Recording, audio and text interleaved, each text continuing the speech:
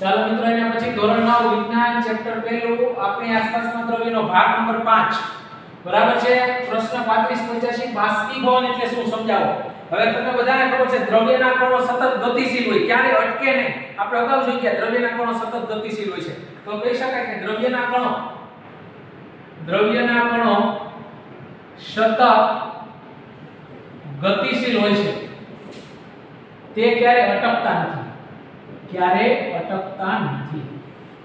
હવે એક નિશ્ચિત તાપમાને વાત કરું બરાબર છે કોઈ એક તાપમાને અથવા તો બરાબર છે કોઈ એક નિશ્ચિત તાપમાને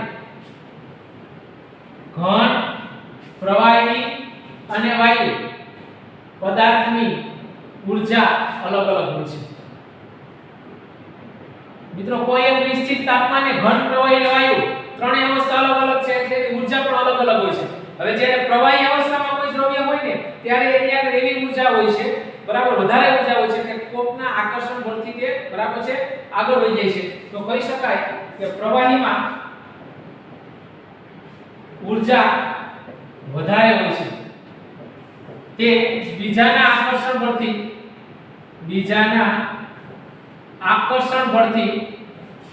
તેની અવસ્થામાં ફેરફાર થાય છે। પ્રવાહી અવસ્થાની અંદર આવું બને છે એટલે બાષ્પીભવનની વ્યાખ્યા રીતે આપી શકાય ઉત્કલન બિંદુ એટલે પાણીનું ઉત્કલન બિંદુ શું આવશે એનાથી ઓછા ઉત્કલન બિંદુથી ઓછા તાપમાને પ્રવાહીનું વાયુ સ્વરૂપમાં રૂપાંતર થવાની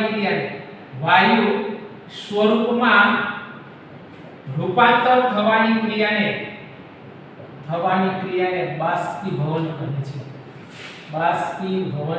મિત્રો યાદ રાખવાનું છે વ્યાખ્યા મોસ્ટ આઈ ઉત્કલન બિંદુ પાણી ઉત્કલન બિંદુ શું છે પાણીની વરાળ થઈ જાય એનાથી ઓછા તાપમાને પ્રવાહીનું વાયુ સ્વરૂપમાં રૂપાંતર થવાની ક્રિયાને બાષ્પીભવન તરીકે ઓળખવામાં આવે છે। તો મોસ્ટ આઈ પ્રશ્ન 35 એના પછી ચાલો એના પછી મિત્રો પ્રશ્ન 36 બાષ્પીભવન ઉપર અસર કરતા પરિબળોની વ્યાખ્યા છે ઉત્કલન બિંદુથી ઓછા તાપમાને પ્રવાહીનું વાયુ થઈને બાષ્પીભવન કહેવાય। હવે એના પર કયા પરિબળો અસર કરે મોસ્ટ આઈ પ્રશ્ન 4 ની અંદર એના પર 4 પરિબળો અસર કરે ચારેયનું એક જ ગુણ છે।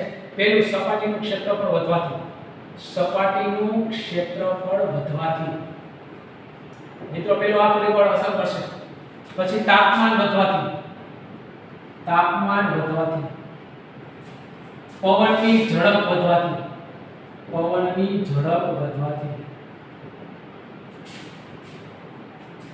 હવામાં ભેજનું પ્રમાણ ઘટવાથી એક વસ્તુ ઘટવાથી બાકી બધી વધવાથી સપાટીનું ક્ષેત્રફળ વધારે હોય તો વધારે બાષ્પીભવન થાય તાપમાન વધારે હોય તો વધારે બાષ્પીભવન થાય પવનની ઝડપ વધારે હોય તો વધારે બાષ્પીભવન થાય પણ હવામાં ભેજનું પ્રમાણ ઓછું હોય ત્યારે બાષ્પીભવન વધે। તો પહેલા આપણે સમજીએ સપાટીનું ક્ષેત્રફળ વધારે જેમ સપાટીનું ક્ષેત્રફળ વધે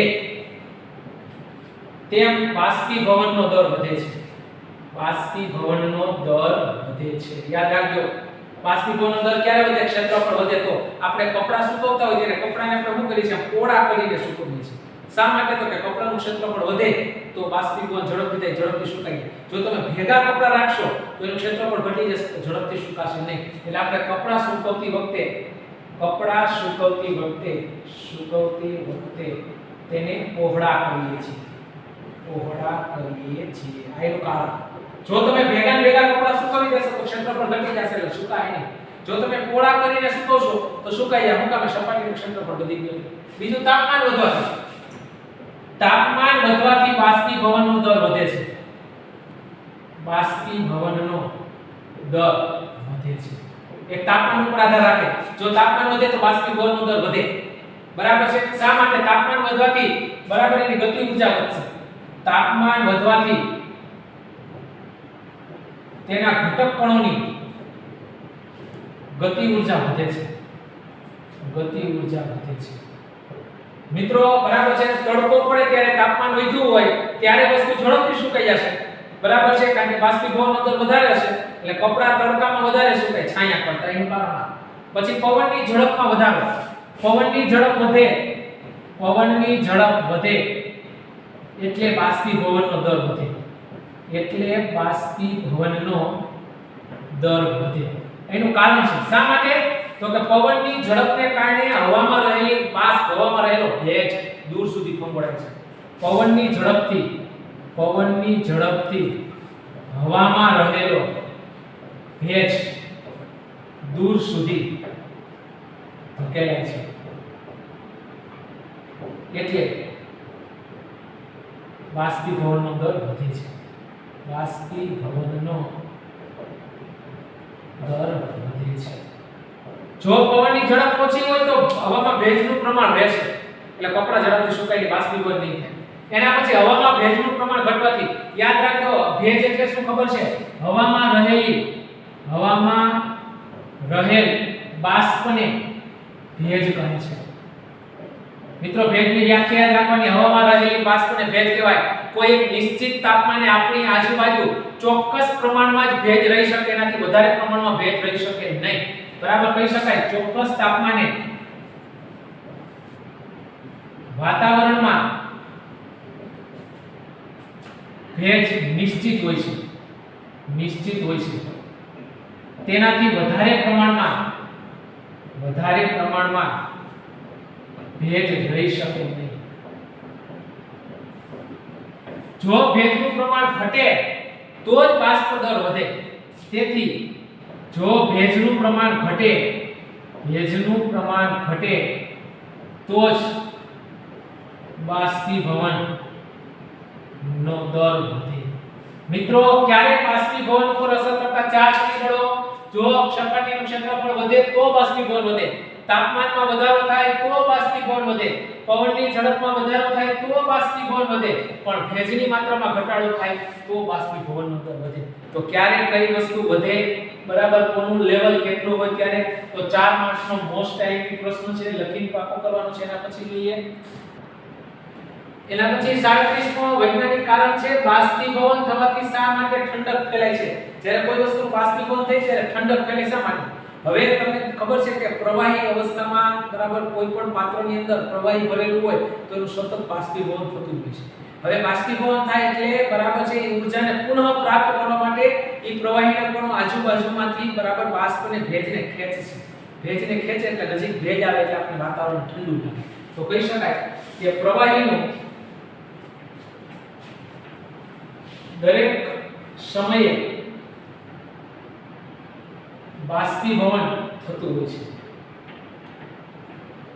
કોઈ પણ પ્રવાહી પાત્રમાં ભરેલું હોય, કોઈ પણ તાપમાને બાષ્પીભવન થતું હોય છે. આ બાષ્પીભવન દરમિયાન ઊર્જાને પુનઃ સ્થાપિત કરવા માટે પ્રવાહી આજુબાજુમાંથી બાષ્પ એટલે કે ભેજને ખેંચે છે. ભેજને પોતાની તરફ ખેંચે છે. તેથી વાતાવરણ ઠંડુ લાગે છે. તેથી ઠંડક ફેલાય છે. શું કામ ઠંડક ફેલાય? બરાબર છે, તો કે કોઈ પણ પ્રવાહી કોઈ પણ અવસ્થામાં કોઈ પણ તાપમાને છે ને, બરાબર છે, એ સતત એનું બાષ્પીભવન થતું હોય. બાષ્પીભવન દરમિયાન એને જે ઊર્જા ગુમાવી છે એને પુનઃ પ્રાપ્ત કરવા માટે પ્રવાહી શું કરશે? આજુબાજુની અંદરથી ભેજનું શોષણ કરશે. એટલે વાતાવરણ કેવું લાગશે? ઠંડુ લાગે છે. આવું તમે પ્રશ્ન 38 નો અનુભવ કર્યો છે. ઠંડા પાણીથી ભરેલા ગ્લાસની બહારની સપાટી પર પાણીના ટીપા શા માટે બુંદો સ્વરૂપે જામે છે? આ તમારી આગળ એક ગ્લાસ હોય, એમાં ઠંડુ પાણી હોય તો બરફ ભરી રાખો તો થોડીક વાર પછી ગ્લાસની સપાટી ઉપર પાણીના નાના બિંદુ આવી જશે. એનું કારણ શું? તો એનું કારણ એક જ કે, બરાબર છે, એ જે ઠંડુ પાણી છે, બરફ છે, એ આજુબાજુમાં જે બાષ્પ છે, એ બાષ્પની ઊર્જાને ખેંચશે એટલે બાષ્પની ઊર્જા ઘટશે. બાષ્પની ઊર્જા ઘટે એટલે એનું પ્રવાહીમાં રૂપાંતર થાય, અને પ્રવાહીમાં રૂપાંતર થાય એટલે પાણીના પરા ગ્લાસની અંદર પાણીના બિંદુ જોવા મળે. તો એક જ કારણ છે, લખી શકાય કે ઠંડુ પાણી અથવા બરફથી ભરેલા ગ્લાસની આજુબાજુ પાણીના ટીપા બિંદુ સ્વરૂપે હોય છે. કારણ કે આજુબાજુ રહેલ બાષ્પ એટલે ભેજ ની ઊર્જામાં ઘટાડો થતા બાષ્પના અણુ નજીક આવે છે, બાષ્પના અણુઓ નજીક આવે છે અને પ્રવાહી સ્વરૂપ ધારણ કરે છે, અને પ્રવાહી સ્વરૂપ ધારણ કરે છે. તેથી પાણીના બુંદો ગ્લાસની આજુબાજુ હોય છે, ગ્લાસની આજુબાજુ હોય છે. શા માટે? એક જ કારણ છે કે બરાબર છે, તમે ગ્લાસની અંદર બરફ ભરો બરાબર, એને કારણે હવામાં આજુબાજુ બાષ્પ રહેલી છે. હવે આ બરફ શું કરશે? તો બાષ્પને ખેંચશે એટલે એની ઊર્જામાં ઘટાડો થશે, એટલે ઘટક કણો નજીક આવશે. વાયુના ઘટક કણો દૂર હોય, ઘટક કણો નજીક આવે એટલે પ્રવાહી થઈ જાય, એટલે એની આજુબાજુ પાણીના નાના નાના ટીપા જોવા મળશે. આવું તમે સોડાની આજુબાજુ બરાબર છે, બરફના ગ્લાસ ભરેલો એની આજુબાજુ આવું તમને જોવા મળશે. એનું કારણ આ કે હવામાં જે ભેજ હોય ને એનું પ્રવાહી થઈ જાય, એટલા માટે આવું જોવા મળે છે. તો બંને મોસ્ટ ટાઈમ પ્રશ્ન લખી પાકા કરવાના છે. એના પછી ચાલો બધા પ્રશ્ન એક એક માર્ક્સના છે. ગરમ તેમજ સૂકા દિવસોમાં કુલર વધુ ઠંડક આપે. શા માટે? કે ગરમીની અંદર કુલર ચાલુ કરી, એસી ચાલુ કરી. શા માટે? તો કે ગરમ અને સૂકા દિવસોની અંદર બાષ્પીભવનનો દર વધુ હોય, ઝડપથી બાષ્પીભવન થતું હોય. તડકાની અંદર પાણી ઝડપથી સુકાઈ જાય જો જમીનની અંદર, બાષ્પીભવનનો વેગ વધુ હોય. બરાબર, બધાયના કારણો એક જ આવશે, બાષ્પીભવનનો વેગ વધુ એટલે ઠંડક થાય. ઠંડક ઉત્પન્ન થવાનું કારણ એક જ છે, કોઈ પણ પ્રશ્નનો જવાબ હોય બાષ્પીભવનનો દર અથવા તો બાષ્પીભવનનો વેગ વધુ હોય છે. એટલા માટે ઉનાળાની અંદર કુલર વધુ ઠંડક આપે. એનું કારણ એના 40 માં ઉનાળામાં માટલાનું પાણી શા માટે ઠંડુ હોય છે? તો માટલાના પાણીની આજુબાજુથી બાષ્પીભવનનો દર વધુ હશે. બરાબર છે, એટલા માટે માટલાનું પાણી ઠંડુ લાગે. ઉનાળામાં શું કામે? તો કે માટલાની આજુબાજુથી બાષ્પીભવન વધારે થાય છે. આજુબાજુથી બાષ્પીભવનનો દર વધે એટલે અંદરનું પાણી ઠંડુ લાગે. એના પછી પ્રશ્ન 41, એસિટોન, પેટ્રોલ, અત્તર, સ્પિરિટ આપણે હથેળી પર મૂકવાથી હથેળી ઠંડક શા માટે ઉદ્ભવે? તમે હાથમાં પેટ્રોલ નાખજો, ઠંડુ લાગશે. શા માટે? હાથમાં પેટ્રોલ નાખશો, આજુબાજુની જે સપાટી છે, હથેળીની આજુબાજુની સપાટીમાં બાષ્પીભવનનો દર વધારે હશે. બરાબર, એટલા માટે પેટ્રોલ ઠંડુ લાગશે. બધેનો એક જ જવાબ આવે કે બરાબર બાષ્પીભવનનો દર વધારે છે. હથેળીની આજુબાજુ બાષ્પીભવનનો દર વધુ હોવાથી ઠંડક લાગે. બધાયનો જવાબ એક જ છે. કપમાં રહેલ ગરમ ચા અથવા તો દૂધની તુલનામાં રકાબીમાં કાઢી આપેલ ચા અથવા દૂધ ઝડપથી પી શકે. શા માટે? તો ગરમ કપમાં દૂધ રાખ્યું હોય બરાબર છે, અને એ જ દૂધને તમે રકાબીમાં રાખો તો સપાટીનું ક્ષેત્રફળ વધી જાય. સપાટીનું ક્ષેત્રફળ વધી જાય એટલે બાષ્પીભવનનો દર વધી જાય. બાષ્પીભવનનો દર વધી જાય એટલે વસ્તુ ઠંડી પડી જાય. તો કહી શકાય કે કપ કરતા રકાબીમાં ક્ષેત્રફળ વધે છે, ક્ષેત્રફળ વધારે હોય છે. ક્ષેત્રફળ વધવાથી બાષ્પીભવનનો દર વધે છે. ક્ષેત્રફળ વધવાથી બાષ્પીભવનનો દર વધે છે અને તે વસ્તુ ઠંડી પડે છે.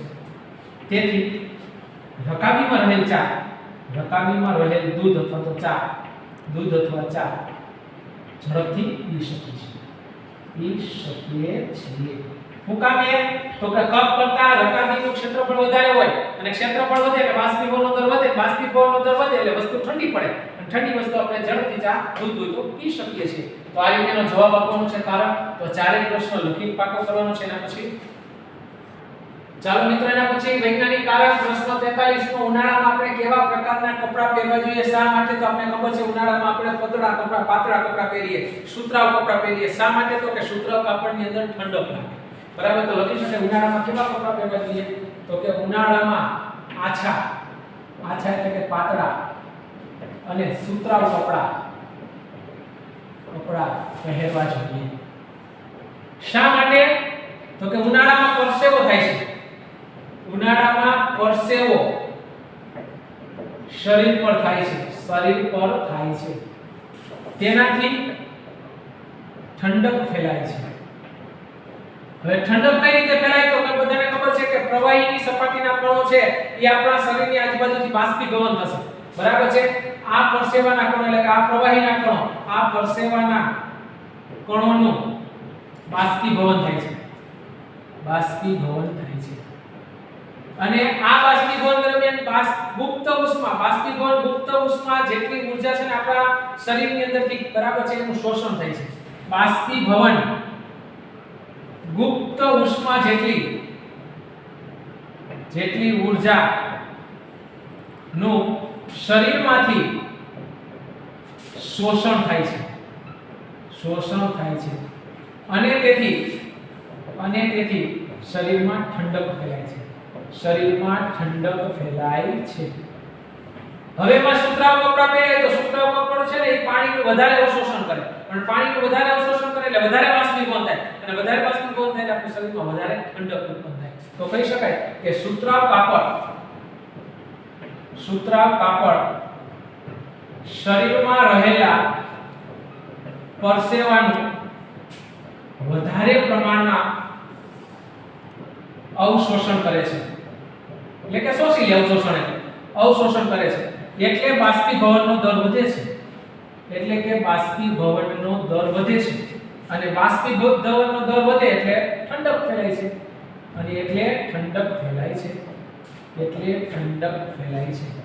એટલા માટે આપણે ઉનાળાની અંદર સુતરાઉ કપડા પહેરીએ કારણ કે સુતરાઉ કપડ છે ને એ પાણીનું વધારે અવશોષણ કરે અને પાણીનું વધારે અવશોષણ કરે એટલે બાષ્પીભવનનો દર વધે અને બાષ્પીભવનનો જેમ દર વધે ને ઠંડક ફેલાય એક ધ્યાન રાખવાનું ઠંડક ક્યારે ફેલાય બાષ્પીભવનનો દર વધે ત્યારે તો મિત્રો ઉનાળામાં આપણે આછા અને સુતરાઉ કપડા પહેરીએ છીએ ઉનાળાની અંદર પરસેવો શરીર ઉપર થતો હોય છે તેને કારણે ઠંડક ફેલાતી હોય છે આ પરસેવાના કણોનું બાષ્પીભવન થતું હોય છે અને બાષ્પીભવન ગુપ્ત ઉષ્મા જેટલી ઊર્જાનું શરીરમાંથી શોષણ થતું હોય છે અને એને કારણે શરીરમાં એક પ્રકારની ઠંડક ફેલાય છે અને એમાંય સુતરાઉ કાપડ છે વધારે પ્રમાણમાં પરસેવાનું શોષણ કરે અવશોષણ જેને કહેવાય એને કારણે બાષ્પીભવનનો દર વધે અને બાષ્પીભવનનો દર વધે એટલે આપણા શરીરમાં ફેલાય ઠંડક ફેલાય છે તો મોસ્ટ ટાઈમલી પ્રશ્ન 43 એના પછી ચાલો એના પછી કેટલીક માપન યોગ્ય ભૌતિક રાશિઓ તેના એકમો અને એની સંખ્યા જણાવો મોસ્ટ આઈએમપી પ્રશ્ન છે મિત્રો જો આખો પ્રશ્ન ન પૂછાય તો ટૂંકા પ્રશ્ન ખાલી જગ્યા માટે આ મોસ્ટ આઈએમપી પ્રશ્ન જો આવું કોષ્ટક કરવાનું છે ભૌતિક રાશિ કઈ ભૌતિક રાશિનો અભ્યાસ કરવાનો છે ભૌતિક રાશિ પછી એને સંજ્ઞા અને એનો એકમ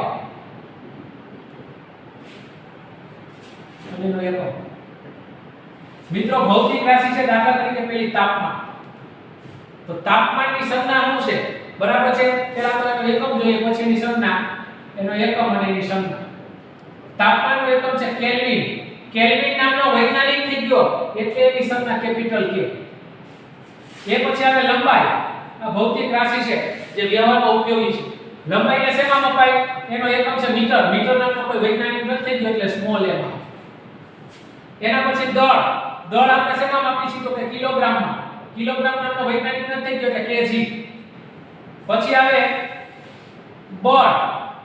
બળનો એકમ છે ન્યૂટન સર આઇઝેક ન્યૂટન સફરજનના ઝાડ નીચે બેઠો તો સફરજન નીચે પડ્યું અને જમીનમાં ગુરુત્વાકર્ષણ બળની શોધ કરી આગળ ફિઝિક્સ ની અંદર આવશે ન્યૂટન નામનો વૈજ્ઞાનિક થઈ ગયો એટલે કેપિટલ એમ વૈજ્ઞાનિકના નામ પરથી કોઈ બરાબર એકમ આવતો હોય તો કેપિટલ માં આવશે બાકી સ્મોલ માં આવશે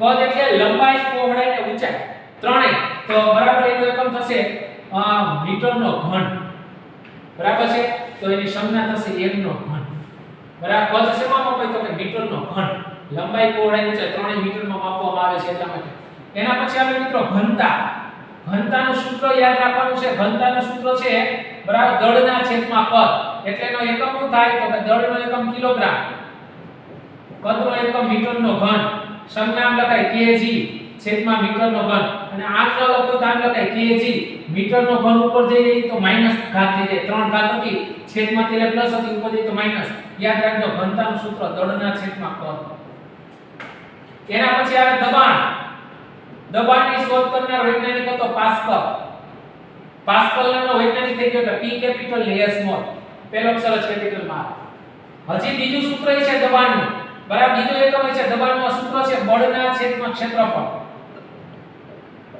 બળ એટલે બધાને ખબર છે ન્યૂટન ને ક્ષેત્રફળ એટલે લંબાઈ ગુણ્યા પહોળાઈ જેમ કદ એટલે લંબાઈ પહોળાઈ ઊંચાઈ એમ ક્ષેત્રફળ એટલે લંબાઈ ગુણ્યા પહોળાઈ એટલે મીટરનો સ્ક્વેર બરાબર છે તો એને આમ લખી શકાય બરાબર ન્યૂટન એટલે કેપિટલ n છેદમાં m નો સ્ક્વેર m નો લખો તો આમ લખાય n કેપિટલ ઉપર જાય એટલે -2 ઘાત થાય યાદ રાખજો દબાણને બે એકમ છે પાસ્કલ નામનો વૈજ્ઞાનિક થઈ ગયો એના પરથી અને બીજું સૂત્ર છે એના ઉપરથી અને જો આ ઘાત ઉપર લઈ જાવ તો માઈનસ થઈ જાય પહેલેથી આટલી ભૌતિક રાશિ 7 ભૌતિક રાશિ યાદ રાખવાની છે.